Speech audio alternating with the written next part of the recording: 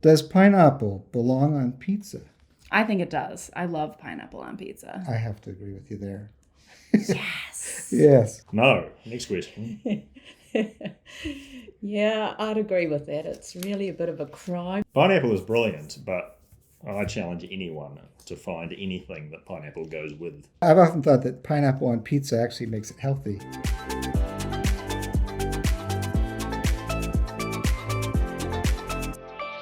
Kia ora koutou, I'm Juliana Mansfeld and I'm a lecturer here in Palmerston North in geography. And I'm Russell Prince. I'm also a lecturer in geography at Massey University. Hello, my name is John Lowry and I'm a lecturer in geography at Massey University in Palmerston North. Kia ora, my name is Katie Corson, and I am also a lecturer in geography, but based at the Albany or Auckland campus. What is the most rewarding thing about teaching? Am I first? Yes. Right, okay then. I just love seeing almost the light bulbs go on in my students. I love helping them to learn, really enjoy the engagement that I have with students in the classroom, particularly when we have discussions. But I think one of the most rewarding things I've had is have students who several years down the road have a job doing something that they learned how to do from a course or courses that they took, from me or other people in the school that I'm teaching from. Mm-hmm. So seeing what happens, 2, 3, 5, 10 years down the road, I still am in contact with students who are doing cool things. I particularly like it when past students, or even a student that has just moved on from my course but is still doing their studies, comes back to me or emails me and says, I didn't appreciate this at the time, but now I'm so glad that we did this in your course. Yeah. That's the best. What's something you've never been able to do well? That's a good question. I've often thought that I'd like to have some kind of musical talent. I'd even, sing, but I have a hard time even carrying a tune. So there will be no impromptu ensemble in this video? No. My nemesis is chocolate chip cookies. So I love to bake, and I can bake all kinds of stuff, even complicated things, but I cannot for the life of me get a handle on chocolate chip cookies. They never turn out. For me, it's height. I always struggled with things like art. I've always had appalling handwriting, and the teachers used to complain about my handwriting to me, and it never really got any better, and I still can't even read it. What's one question students always ask you? Do I have to read that? How many of these readings do I have to read to get a C? Well, a common question is can I have an extension for an assignment? Yes, that's true. And I've been asked for an extension for all kinds of reasons. Uh-huh. And actually that kind of is what makes it kind of fun, is to just see what the new creative reason is for not being able to get an assignment. What's the most creative? I can't say. Oh, no. I get a lot of questions now because I live in the bus. Students ask what it's like living in the bus. Yeah. If you weren't an academic, what would you be? I have actually thought about this, and there were two jobs that are quite different in terms of careers. One is I'd love to open a cafe, and the other one was a funeral director. There's a real role there for people who have a heart for others. This is a hard question. I think I've always wanted to be a writer, and that's why part of the reason I became an academic. So I'd probably try to be a writer. The other I guess career that I always wanted to do was a game designer. I've always enjoyed board games and things like that, and I come up with ideas for games and illustrate them out in my head, which shows how much of a nerd I am, perhaps, which is why I'm an academic. I've often thought that if I weren't an academic, I'd like to try and run a small business. What would your business be? Something to do with the out of doors. I've often thought that maybe running a plant nursery Oh. or I think I would have been a pastry chef. oh, really? I almost went that route, but then I learned that they wake up at like 3 a.m.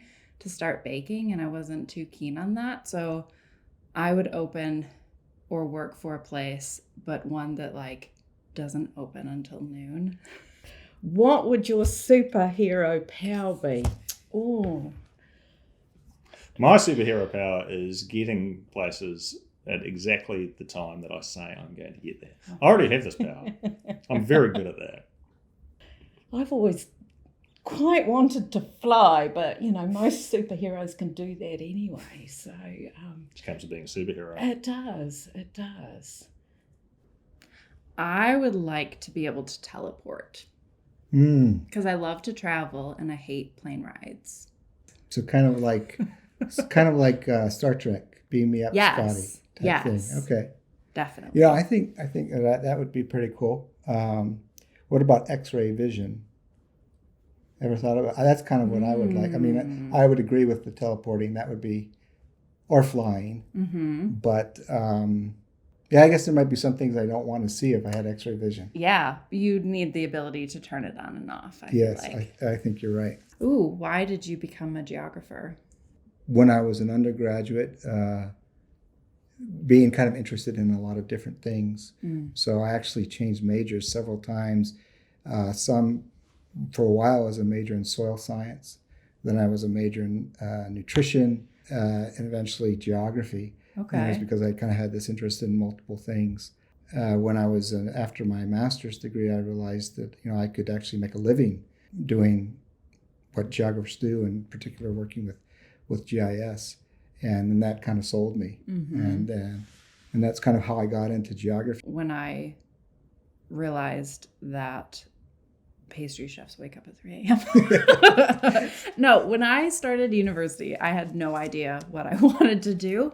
It was either become a pastry chef or go into international relations. And I just happened to take this geography course.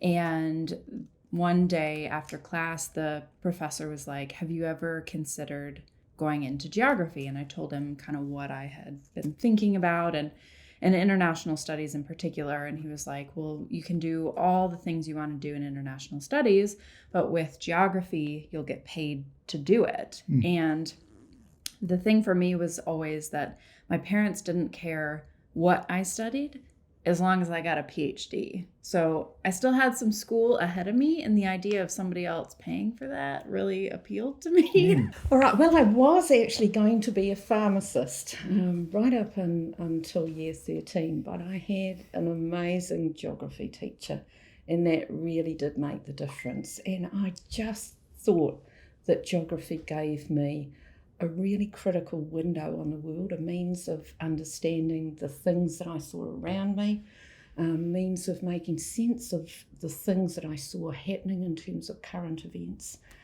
I ended up in geography by accident. I didn't do geography in school. I was doing a marketing degree at university, and then started studying some other things. And one of those things, and I don't even know why, was a first year geography course. And I really enjoyed it and decided to sort of stick with it for the second year and then the third year. And then I finished university and didn't really want to get a job. So I decided to do postgrad. And geography sort of appealed to me by then quite a lot. I think that it was the way that in geography somebody once said to me that geography is a very capacious discipline. And after she told me what capacious meant, which is sort of wide-ranging and covers a lot of territory and all this sort of thing. So geography sort of contains multitudes, but what's important about it is it's always grounding itself, I guess. And that's something I always liked about it.